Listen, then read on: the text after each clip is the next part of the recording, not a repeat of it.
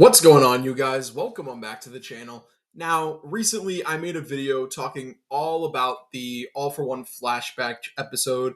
I honestly thought that was a really good episode because it helped make All for One, in my opinion, a better character. But in that video, I also talked about some other branching topics. I talked about Bakugo as a whole in that episode. But the one thing that I focused in on that I also honestly wanted to make a whole video dedicated to is Bakugo and Kudo's connection. Because when I was watching the episode, and when I even read the chapters initially, I always felt like there was some sort of connection between Bakugo and Kudo that never really gets kind of followed up on in the manga at all, right?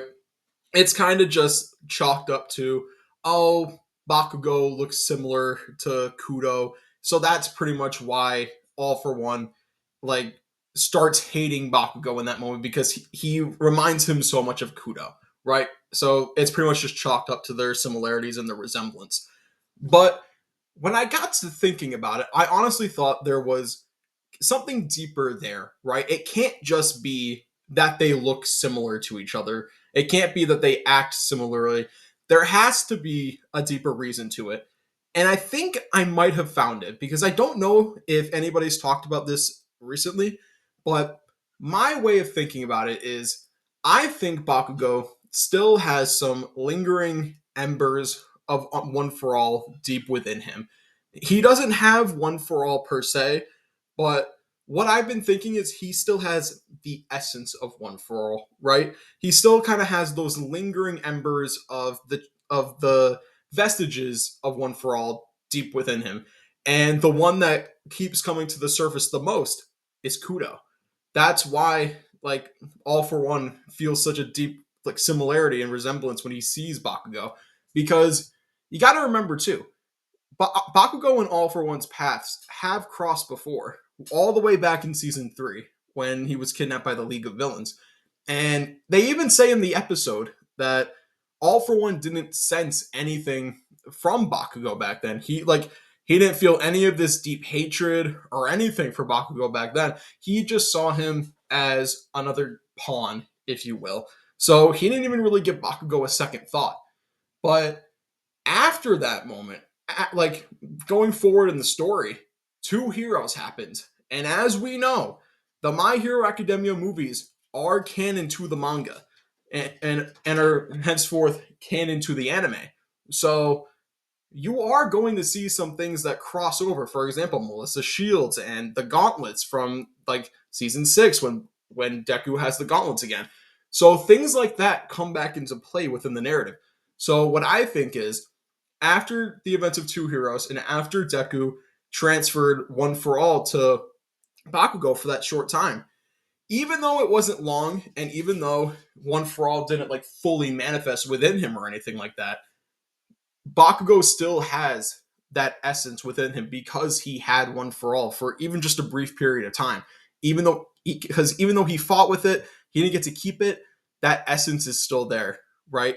And because Izuku is essentially like the main inheritor, or I guess the main wielder of One for All, the one who's destined to defeat One for All, I like to think that Kudo stuck around or kept some of his vestige within Bakugo because I think he sensed that Bakugo was going to become important later on in the story.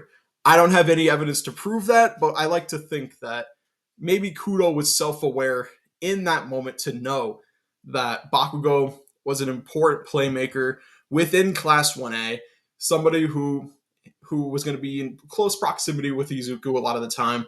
So I like to think that Kudo was self-aware in that moment and was like, I'm going to leave a little bit of my of piece of myself within Bakugo, and who knows? Who knows? Maybe he'll come across One for All, and it'll awaken something within him. And sure enough, Bakugo comes across One for All, and All for One loses it. Like just how I think Kudo maybe planned it.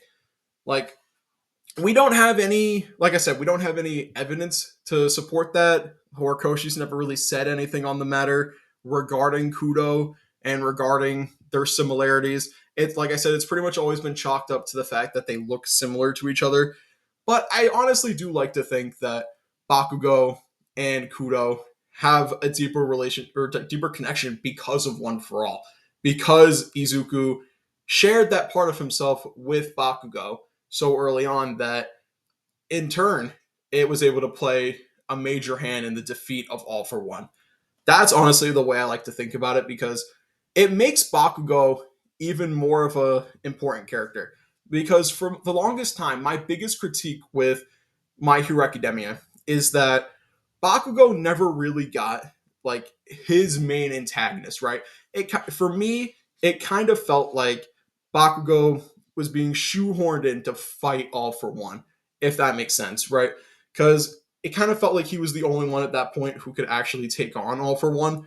So, kind of felt like they, at least to me, it felt like Horikoshi walked back his death so he could fight All for One. And at the time, I didn't like that, right? I, for the longest time, did not like that Bakugo came back to life. Did not like that at all. I thought that was a horrible decision by Horikoshi because I felt like it took away the stakes. But when I think about it like this, when I think about the way that Bakugo might still have the essence of One for All deep within him, and that Kudo might have had some kind of influence within him, that and that's like the connection between them, and it's not just that they look similar to each other. It makes like All for One being Bakugo's like big villain. It makes it make more sense, right? Because this is essentially Bakugo like taking out all of his demons at once when he takes down All for One, and it honestly makes a lot more sense now when you frame it like this. When you frame it under the notion that Bakugo and Kudo have a connection through One for All, it makes that like whole argument make more sense, right? It's like Kudo getting revenge on All for One in a different way.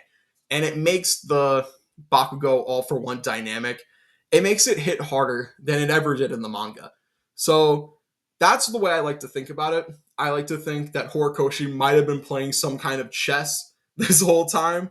So, and this is also just me coping because I didn't like Bakugo came back. So I like to think that Bakugo has some sort of essence of One for All deep within him, and this makes the Bakugo and All for One fight make a lot more sense thematically to me because it's Bakugo essentially carrying on that notion from Mizuku or that fight for Kudo and or subconsciously and Kudo essentially getting his revenge for Yoichi by beating All for One. That's the way I like to look at it. I don't know if this is the right way to look at it, but like I said, I like to think that Bakugo has some sort of essence of One for All deep within him, and that honestly makes it a lot better to me. But I think that's going to do it for me. Let me know what you guys think about this theory down in the comments below. Do you guys think that Bakugo and Kudo have some sort of deeper connection through One for All? Or do you guys think it's just as simple as Bakugo and Kudo look alike? Let me know what you guys think. Like, comment, subscribe. And as always, I'm going to talk to you guys next time. Bye.